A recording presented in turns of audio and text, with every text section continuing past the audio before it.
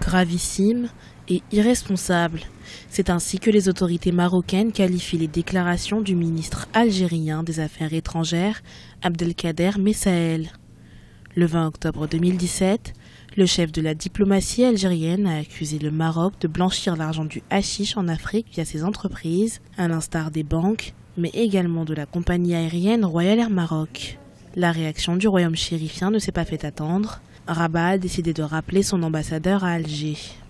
Les propos tenus par le ministre algérien sur des institutions bancaires et la compagnie aérienne nationale témoignent d'une ignorance aussi profonde qu'inexcusable des normes élémentaires du fonctionnement du système bancaire et de l'aviation civile, tant à l'échelon national qu'international. Face à ce développement inacceptable, le Royaume du Maroc a décidé le rappel en consultation de l'ambassadeur de Sa Majesté le Roi en Algérie, sans préjudice des actions que les institutions économiques nationales diffamées par le ministre algérien pourraient prendre. Les sources de tension, parfois marquées par des rappels d'ambassadeurs pour consultation, sont relativement fréquentes entre le Maroc et l'Algérie. Les frontières algéro-marocaines sont en effet fermées depuis 1994.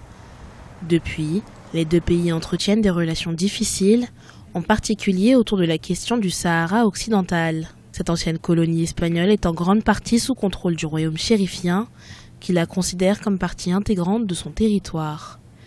Mais le Front Polisario, soutenu par l'Algérie, en réclame l'indépendance. Depuis un certain nombre de mois, il y a une guerre totalement souterraine et à travers les médias, à travers des déclarations entre une Algérie qui réactive une affaire qui empoisonne d'ailleurs de toute la région du Maghreb. Et aujourd'hui, cette affaire est en train d'empoisonner l'Afrique subsaharienne. Ce regain de tension intervient dans un contexte de lutte d'influence entre les deux rivaux maghrébins en Afrique subsaharienne. Une lutte dans laquelle Rabat semble avoir devancé Alger. En effet, le royaume chérifien s'est entouré de nombreux partenaires économiques sur le reste du continent et a également retrouvé il y a 8 mois son siège au sein de l'Union africaine.